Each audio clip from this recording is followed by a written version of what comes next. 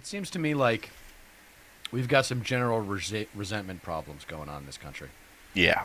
And I'd like to start today's episode by talking about the elephant in the room, of course, Israel, Gaza. Mm-hmm. Oh Now, yeah. I don't know exactly. Let me make sure I got this set up. So Saying this of apparently, all the student protesters that apparently these student protesters, man, are just out of control. They're Right. just out of control. People are not feeling safe. Oh yeah. Yeah. are out there, and certainly not Might need to lower the children volume on this a of little bit. Palestinian families who have lost loved ones There we go. through the years in this war, in this conflict.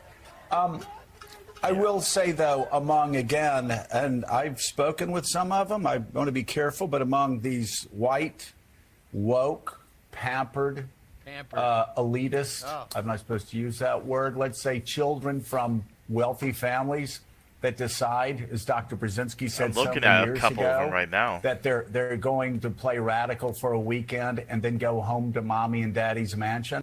Give Do me you know a how fucking Willie break, Geist dude. How got into this patronizing. business? Willie, so Who? Willie Geist is a nepo baby. Willie Geist, the guy on the right. I actually really like Willie Geist. He's a Vanderbilt guy, so if he ever watches this, just know I love you, Willie. But he was born into the business, and so was Mika. Yeah. There's a complete ignorance about the complexities of this issue. Bullshit. Oh really? Yeah.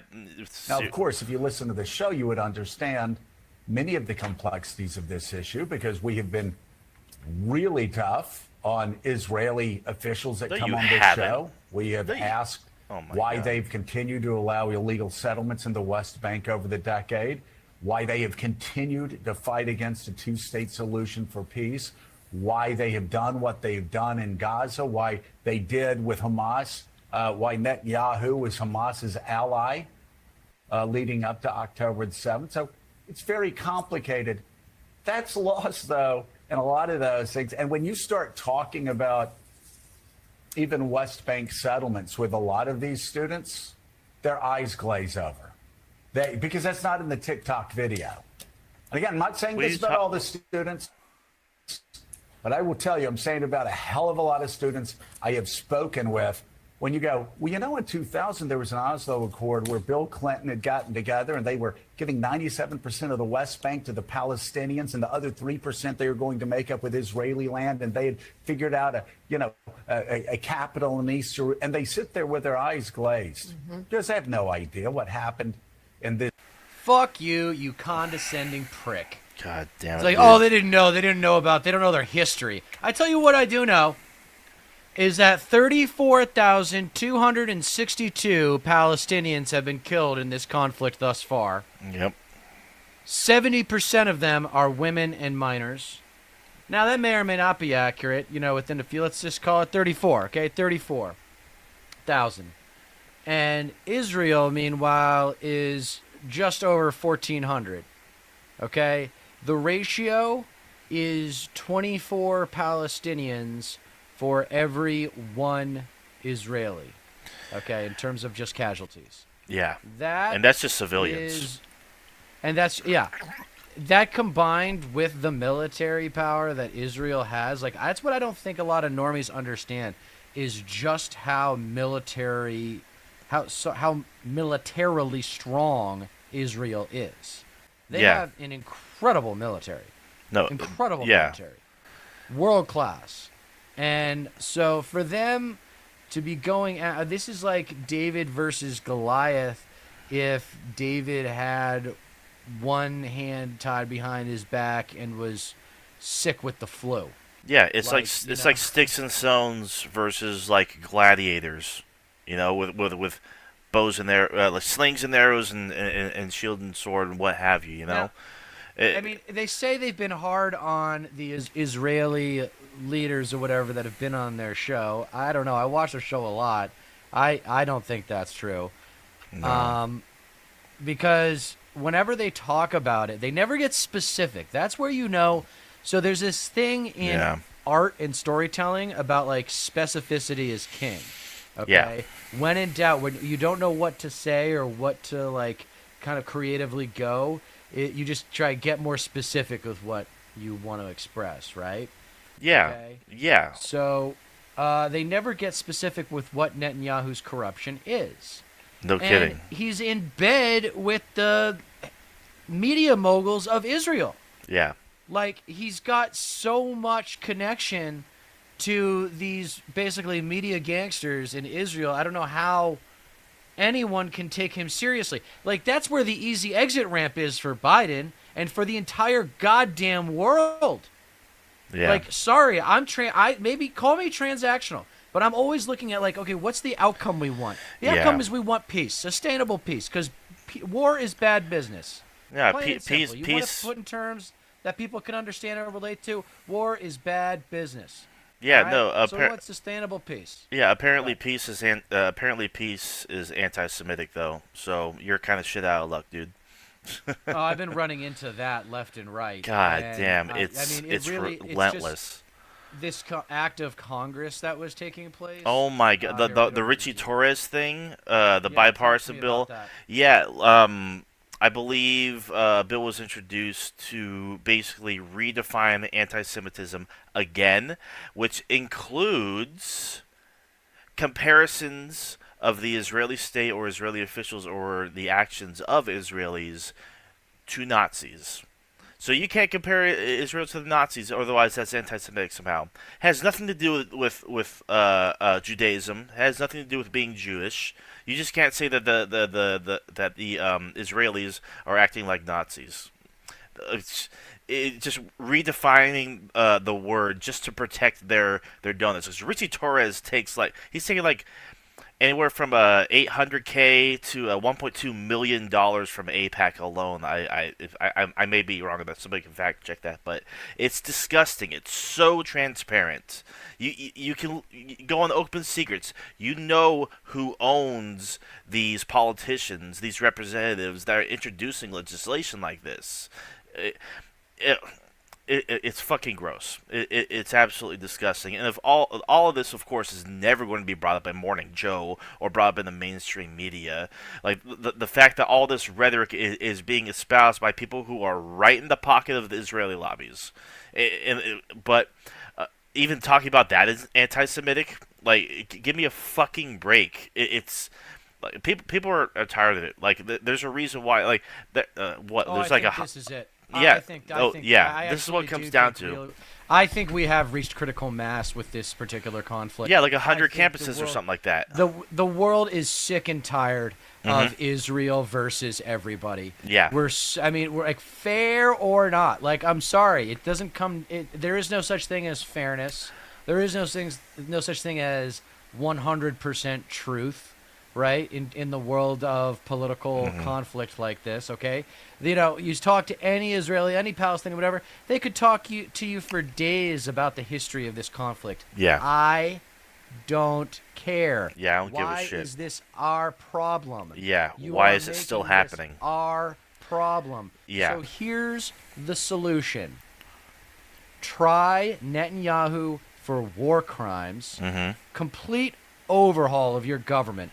Everyone who is currently in power is replaced, including military heads. And then that's it. You know, that's probably what I just described is probably like, I don't know, a couple hundred people Yeah, easily replaced. yeah, I don't- for real. I mean, you don't even need to do that many, I bet. And hey, I should probably claim amateur there because I don't know the ins and outs. That's one thing about foreign policy that I think I do actually want to make sure I get across is that foreign policy is so much more complicated than domestic policy. Oh yeah, there it really are- is. If domestic policy has 100 or so variables to be considered when you're analyzing something, then foreign policy has 1,000 Yes. or 10,000. Yes. Because there's just so many different countries, so many more economic players, so many more variables to be considered. So Yeah. I always think we should qualify our assessments in foreign policy with like, well, if we were in a position of power and actually had access to all this confidential information, maybe we would see why we need to have this position that we do. That's not the case here. Right. That's not the case here. Other countries are making noise. Other Oh countries have yeah. had enough too. Yeah, other countries like in the region are getting involved. When Iran was sending like what was it, like 1,000 drones towards Israeli airspace, it wasn't just the U.S. and the Israeli and U.K. Fighter jets that intercepted them. It was Jordanian and it was Saudi Arabian as well. So it's like that in of itself speaks volumes, because it's like there are multiple actors in the region that are involved with um, the conflict in general, making strides to what's going to happen after the fact. Of course, Netanyahu's still wanting his Rafah invasion, which would be a complete and utter disaster, like a complete shit show, just as bad as, if not worse, than the conflict so far, which is just basically a new Fallujah. Honestly, There's do you know famine. what? Do you know what the normie thinks when you start talking details like that? Oh God. I'm It- surprised there's anything left to lay waste to. yeah. I am honestly surprised that there are still targets left to be had. It sounds like they have Yeah. destroyed that part of the world. It It's sounds like it literally. sounds like it's a parking lot.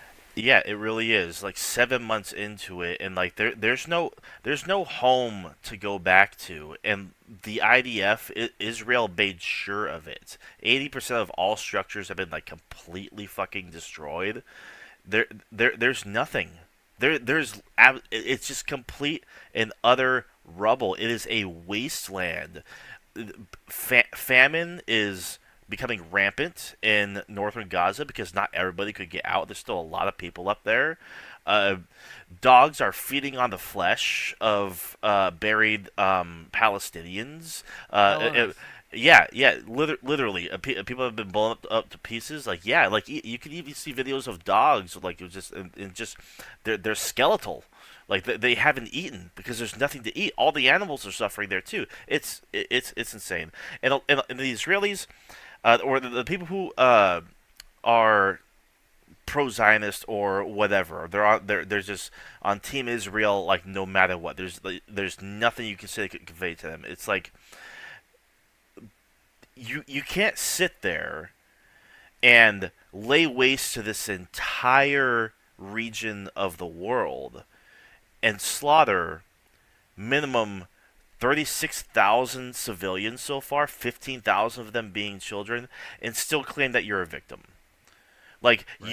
you made your point like a week or two A while into the ago. yeah, immediately when the numbers started reaching 2,000, 5,000, 7,000 dead. Like, how is that not your wake up moment? And it's just depravity. It's just sociopathy at this point. It's like they can't fathom the fact that they got it wrong, and they will never admit to doing so, because either they have ulterior motives, they've been brainwashed, or they receive Israeli funding, or whatever, or they're directly involved. Because as far as I know, I heard about this too. Apparently, um, all or most of the upper echelon of Israeli families actually get, I think it's a share of weapons sold to like the IDF, or weapons that are manufactured there in Israel. It, I, I may it something like that, and it really goes to show, like, even the normal population, like the middle class or whatever, the upper echelon in Israel itself, even though they're not like whole power or in government or anything like that, even they have a stake in continuing this war, or at least perpetuating it, cheering it on, because it's been this way for decades. They've been Right. subjugating the Palestinians for decades. Gaza is an open air prison and always has been since the Israeli occupation. Even Right. took place. It's an apartheid state, and That's what my friends are saying, and they profit off it. they haven't had an election in Israel since 2006 too. That was an interesting data point, I thought. Yeah, and like it doesn't matter how many protests there are against like Netanyahu. Like this war is literally the only thing keeping him in power, and so he has to find every which way to perpetuate it. Peace is not an option for him. It's fucking Right. gross. Yeah, it is gross.